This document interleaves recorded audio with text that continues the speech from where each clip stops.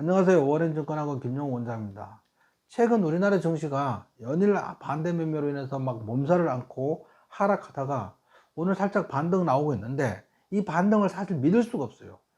2주 전, 3주 전에도, 지난주에도 막 연일 반대 매매가 나오다가 반등 하루 살짝 하고 또 다시 이틀 연속 막 반대 매매 나오기를 여러 번 했거든요. 그러니까 이제 어제 대규모 반대 매매 나오고 오늘 소폭 상승 중에 있는데, 이 상승을 과연 믿을 수 있느냐, 이 부분에 대해서, 그러면 우리 증시가 반등할 수는 있을 거냐, 반등을 할 수 있느냐, 반등을 한다면 언제 할 것이냐, 이런 것들을 몇 가지 분석을 통해서 설명드려 보도록 하겠습니다. 일단은 오늘 반가운 소식이 하나 있어요. 10월 우리나라 수출이 13개월 만에 처음으로 증가했다고 합니다. 우리나라는 수출 우전형 국가잖아요. 수출이 굉장히 차지하는 비중이, GDP 차지하는 비중이 굉장히 크기 때문에 그동안 수출이 계속 감소했었어요. 흑자가 나오도 수입이 줄어서 흑자가 나오고 뭐 그랬는데, 수출이 증가한 것은 매우 반가운 소식입니다. 따라서 경기 회복 기대감이 있을 수 있죠. 그렇다면 우리나라 환율도 하락하고 증시도 상승할 가능성도 있습니다. 월별 수출 중감률을 보면, 이제 이 그래프를 보면 굉장히 좀 심했네, 그죠? 2020년 10월부터 해가지고 마이너스 14%, 마이너스 16%, 마이너스 13%, 마이너스 15%, 마이너스 16%, 이게 누계잖아요.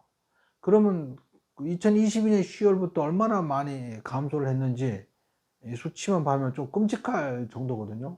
그러다가 최근 드디어 낙폭이 줄어들다가 지난달에는 5.1% 수출이 증가했어요. 굉장히 반가운 소식입니다. 그리고 이제 우리나라 증시가 하락한 이유가, 대표적인 이유가 이제 저점 대비 굉장히 많이 오른 2차전지 관련주들의 대규모 반대매가 나오고, 거기다가 신풍재지 하한가 나와서 거기에 대한 반대매매, 이런 것들이 연이어 이어지면서 굉장히 힘들었었는데, 일단 2차전지 관련주들이 고점 대비 대부분 50% 이상 하락했어요. 에코프로 150만원 가다가 최근 이제 61만원, 에코프로 PM, 뭐 에코프로, 포스코홀딩스, 포스코 퓨처 이런 것들도 고점 대비 막 50% 이상 하락을 했는데, 충분히 하락을 하면 그 다음에 뭐예요? 기술적 반등 구간에 진입했다고 봐야 되거든요. 기술적 반등 구간은 뭐냐면, 충분히 하락을 했지만 이 상승을 주도했던 외인이든 기관이든 작전 세력이든, 이 세력들이 미처 빠져나오지 못했거든요. 미처 빠져나오지 못했는데 이대로 팔다 보면 점점 더 싸게 팔아야 되니까 다시 한번 상승으로 끌어올리고, 거기에 개인들이 다시 상승하나 보다 싶어 매수자로 따라 붙을 때 본인들이 마지막 남은 물량을 털어내는 그런 목적으로 올리는 게 기술적 반등이에요. 그래서 주가가 단기간 급락하면 기술적 반등이 반드시 나오게 돼 있거든요.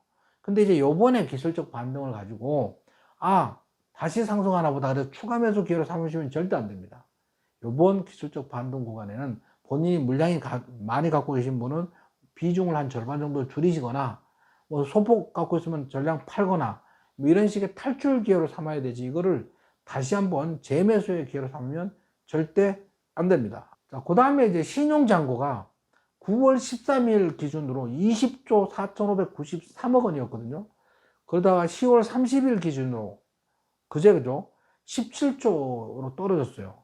20조, 17조, 3조 이상 신용잔고가 떨어졌거든요. 그만큼 주가가 많이 내려고 반대 매매가 많이 나왔다는 뜻이에요. 뭐냐면, 신용잔고조차도 증시가 기술적 반등이 나올 만큼 충분히 낮아졌다, 반대 매매 압력이 그만큼 약해졌다, 이렇게 볼 수 있습니다. 그래서 제가 주가 반등 이유에 대해서 말씀드리는 근거를 요약을 하자 보면, 첫 번째, 지금 우리 증시가 고점 대비 마이너스 20%가량 하락했기 때문에 충분히 낙폭 가대 상태다. 두 번째는 2차전지 관련주들이 고점 대비 마이너스 50% 이상 하락했으니 기술적 반등 구간에 접어들었다. 셋째는 수출 실적이 13개월 만에 증가세로 돌아섰다. 네 번째는 신용융자가 20조에서 1.5개월 만에 17조로 감소해서 차트 기술적 분석상 이렇게 비교하면 기술적 반등 구간에 접어들었다고 볼 수 있습니다.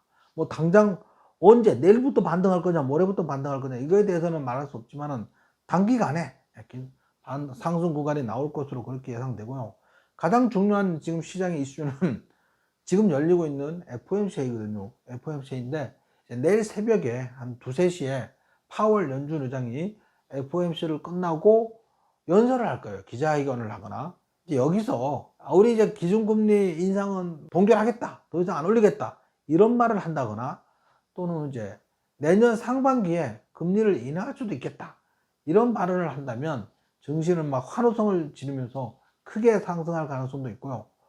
하지만 그 이전 기자회견에서 굉장히 강성 발언을 쏟아냈잖아요. 그것처럼 아직도 매파적 발언을 쏟아낸다면 그건 이미 시장에 다 반영이 돼 있기 때문에 하락은 미미할 것이다. 그러니까 하락은 좋고 상승하면 크게 상승할 가능성이 높기 때문에 내일을 기점으로 우리는 다시 한번 공격적으로 매수를 하면 좋을 것 같습니다. 이상 지금까지 굉장히 지수가 많이 내렸는데 반등할 이유에 대해서 자세히 분석해 드렸습니다. 남은 오후도 화이팅 하시기 바랍니다. 구독, 좋아요는 사랑입니다.